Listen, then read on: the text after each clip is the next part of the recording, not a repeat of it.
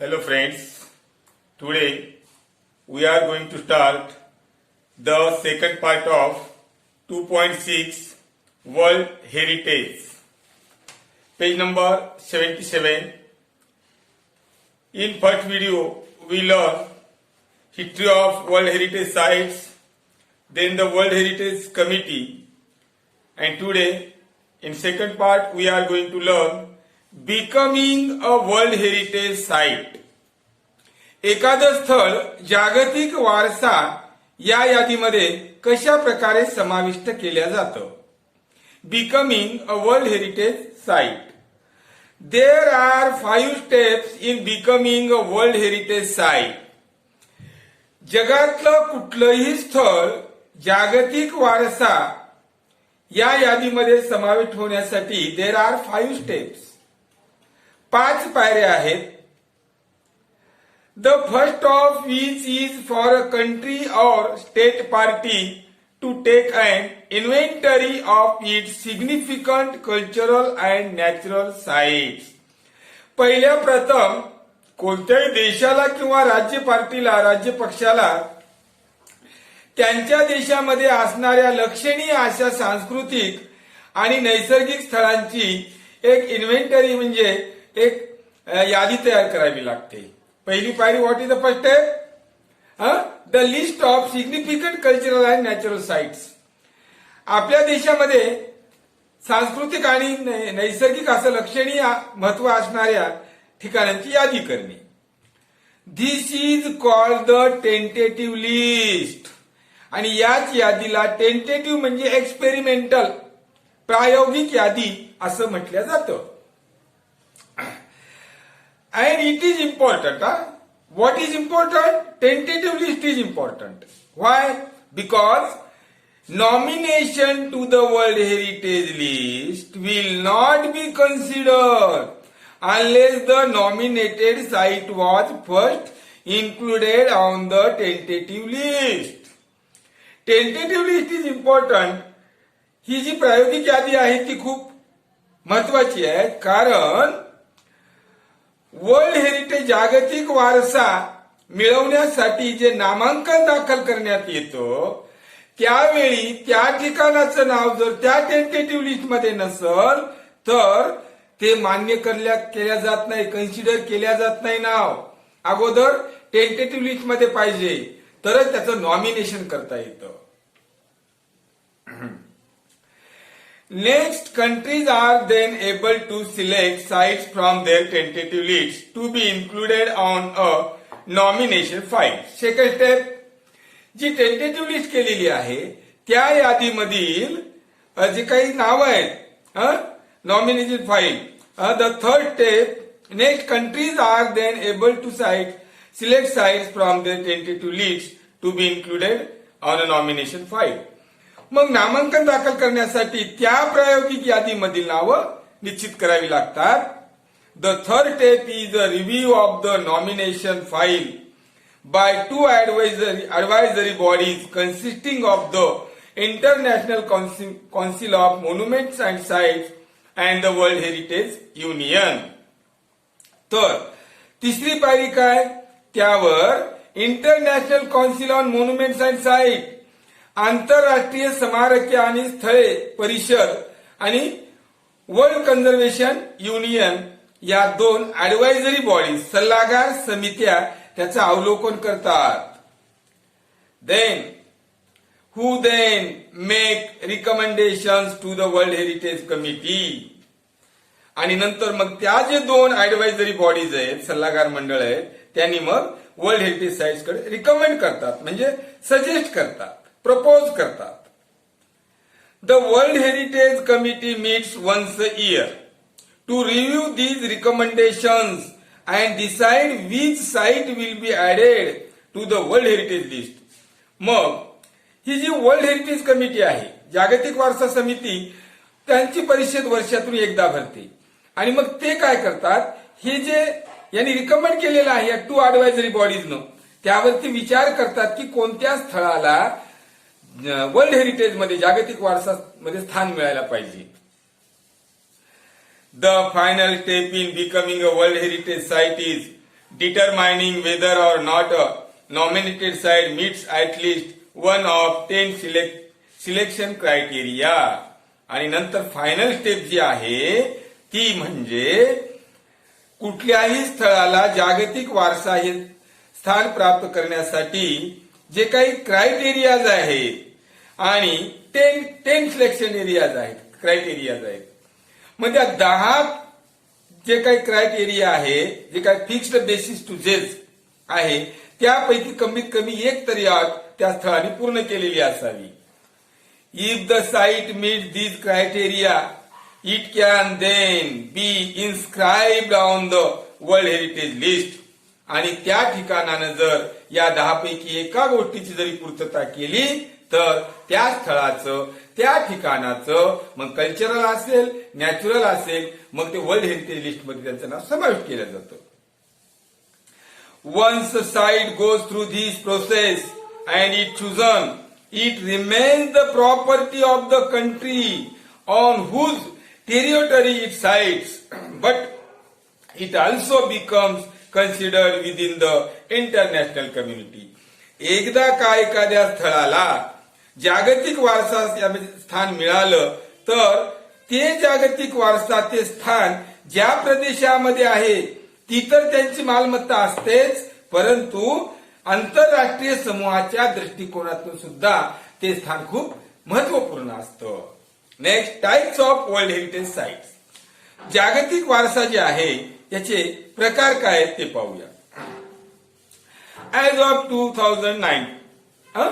2009च्या गणनेप्रमाणे there are 890 world heritage sites that are located in 148 countries according to the map. म्हणजे नकाशाच्या दृष्टिकोनातून विचार केला तर 148 देशामध्ये एकूण 890 म्हणजे 890 वर्ल्ड हेरिटेज साइट्स आहेत. 689 of these sites are cultural and include places like the Sydney Opera House in Australia and the Historic Center of Vienna in Austria. यापैकी 689 जे वारसा स्थळ आहेत, जागतिक वारसा स्थळ, त्याच्यापैकी 689 of these sites are cultural. या 890 पैकी 689 हे कल्चरल आहेत, सांस्कृतिक आहेत. जसं की ऑस्ट्रेलियामध्ये असणारं सिडनी ऑपेरा हाऊस आणि ऑस्ट्रियामध्ये असणारं historic centre of Vienna in Africa, Austria. ऑस्ट्रियामध्ये असणारे व्हिएन्ना येथील ऐतिहासिक केंद्र. 176 are natural and feature such location as the USS Yellowstone and Grand Canyon National Parks.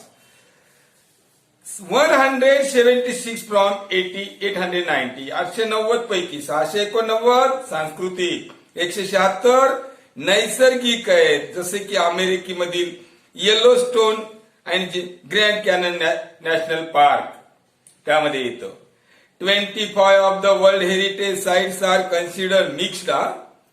आणि 25 वारसा स्थळ जे आहे, जागतिक वारसा स्थळ, ते मिश्र स्वरूपाचे आहेत. For example, natural and cultural Peru's. Machu Picchu is one of these. Peru या ठिकाणी असणारं माचू पिचू नावाचं जे स्थळ आहे ते मिश्र स्थळ आहे. Italy has the highest number of world heritage sites with 44. Italy या देशामध्ये सर्वाधिक म्हणजे 44 जागतिक वारसा स्थळ आहेत. इंडिया ह्या 36. भारतामध्ये 36 जागतिक वारसा स्थळ आहेत. 28 कल्चरल, 7 नॅचरल अँड 1 मिक्स्ड. यापैकी 28 जे आहेत कल्चरल आहेत, सांस्कृतिक आहेत, 7 नैसर्गिक आहेत आणि 1 मिश्र स्वरूपाचं आहे. World heritage sites. The World Heritage Committee has divided the world's countries into 5 geographic zones.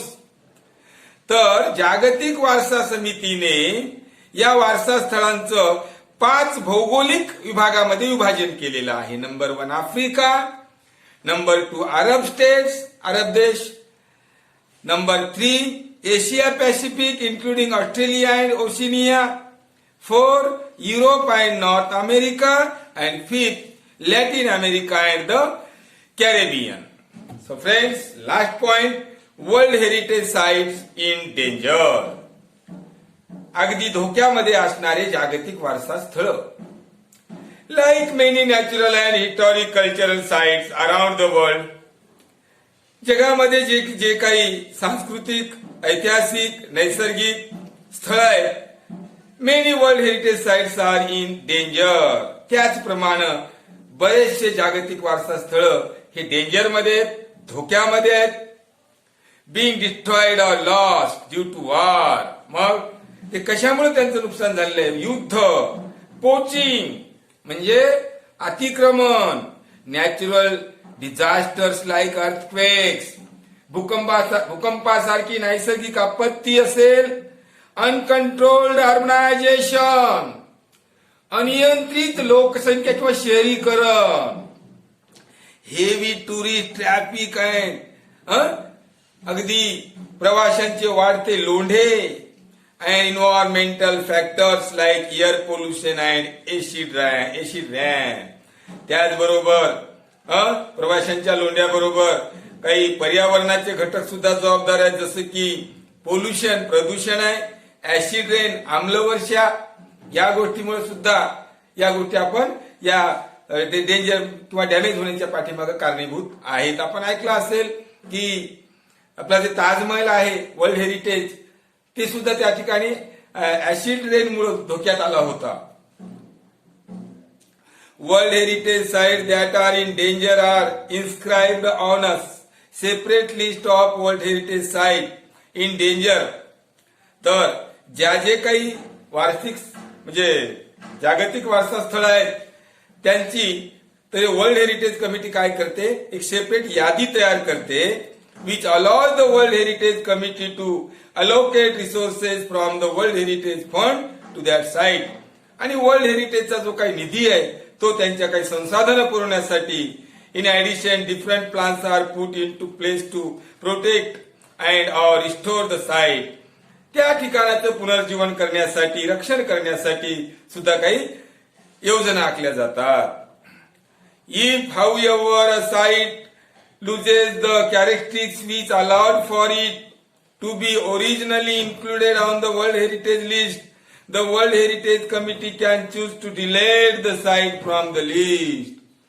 आणि जर एखादं स्थळ जेव्हा जागतिक वारसा या यादीमध्ये समाविष्ट केल्या जात होतं, ते निकष जर आता राहिले नसतील, ती अटी जर पूर्ण करत नसेल ठिकाण, तर वर्ल्ड हेरिटेज कमिटी त्या लिस्ट मधून ते ठिकाण डिलीट करते.